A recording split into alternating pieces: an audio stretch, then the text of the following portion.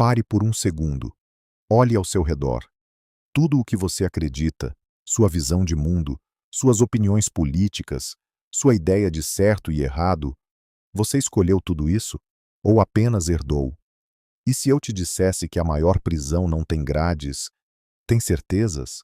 Talvez o verdadeiro perigo não seja a mentira, mas a convicção cega. Você tem coragem de duvidar, até de si mesmo? O ser humano ama a verdade, mas ama ainda mais a sensação de segurança.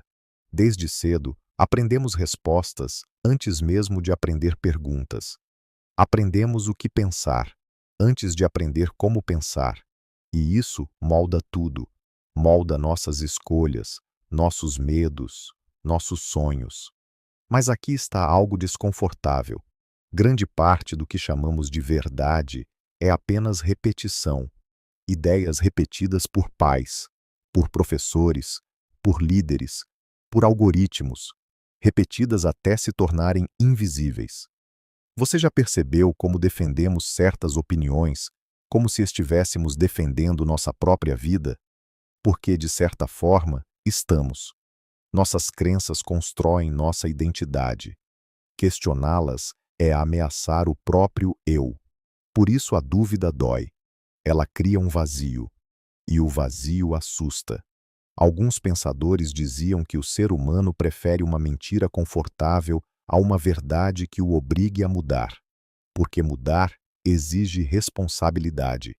Se eu descubro que estava errado, não posso mais culpar o mundo. Tenho que reconstruir a mim mesmo. E reconstruir é doloroso. O ceticismo começa como uma pequena rachadura. Uma pergunta simples. Como eu sei que isso é verdade? Mas essa pergunta é explosiva, porque ela não para em uma resposta. Ela continua. Quem se beneficia se eu acreditar nisso? Quem definiu essa regra? Eu realmente concordo com isso, ou só tenho medo de discordar? Vivemos numa era de excesso de informação, mas excesso de informação não significa profundidade. Pelo contrário, quanto mais rápido consumimos ideias, menos tempo temos para examiná-las. E então criamos certezas apressadas, certezas frágeis, certezas barulhentas. O cético verdadeiro não é aquele que nega tudo, é aquele que observa, que suspende o julgamento, que tolera a incerteza. E tolerar a incerteza exige maturidade emocional, porque a dúvida cria silêncio, e no silêncio, você escuta coisas que evitou a vida inteira. Escuta seus medos, suas inseguranças, suas contradições. Talvez você não seja tão coerente quanto imagina. Talvez você critique nos outros aquilo que não aceita em si mesmo. Talvez suas convicções mais fortes escondam seus maiores medos. O ceticismo não é destruição, é depuração. Ele queima ilusões, mas também revela o que é autêntico. Existe algo curioso. Quanto menos alguém questiona suas crenças, mais agressivamente costuma defendê-las. Por quê? Porque a dúvida interna se transforma em ataque externo. Quando não suportamos a possibilidade de estarmos errados, atacamos quem sugere isso. Já percebeu como debates raramente mudam opiniões? Não porque faltem argumentos, mas porque faltam ouvidos abertos. O ceticismo exige humildade, e humildade é rara. Dizer "eu não sei" é desconfortável, mas é o início da sabedoria. A mente rígida quebra, a mente flexível se adapta. Num mundo polarizado, onde todos gritam, talvez o maior ato de coragem seja pensar em silêncio, refletir antes de compartilhar, questionar antes de defender, duvidar antes de atacar. Mas como aplicar isso sem virar alguém perdido, sem direção? Primeiro, aceite que você nunca terá controle total. A necessidade obsessiva por certeza é uma tentativa de controlar o caos da vida. Mas a vida é imprevisível. Segundo, observe suas emoções quando alguém discorda de você. Raiva imediata, defensividade, sarcasmo. Pergunte-se: o que exatamente está sendo ameaçado aqui? Terceiro, Pratique o desconforto de mudar de opinião.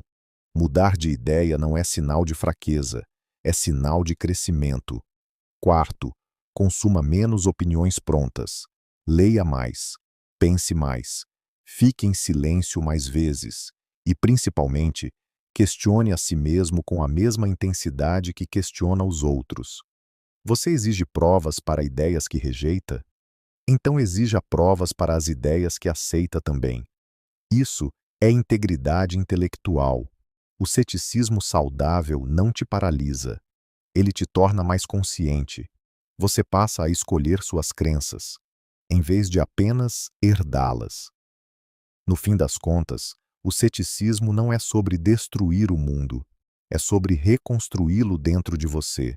É perceber que a verdade não precisa de gritos. Ela suporta perguntas. Ela sobrevive ao fogo da dúvida. Se uma ideia não aguenta ser questionada, talvez nunca tenha sido forte. Talvez você perca algumas certezas pelo caminho. Talvez perca algumas discussões. Talvez até perca algumas pessoas. Mas ganhará algo mais valioso: autonomia, consciência, liberdade interior. Então eu te pergunto: você quer continuar vivendo com respostas herdadas? Ou está disposto a enfrentar o desconforto de pensar por conta própria? A dúvida não é o inimigo, a estagnação é. E talvez o primeiro passo para ser verdadeiramente livre seja ter coragem de dizer: eu posso estar errado, e continuar pensando mesmo assim.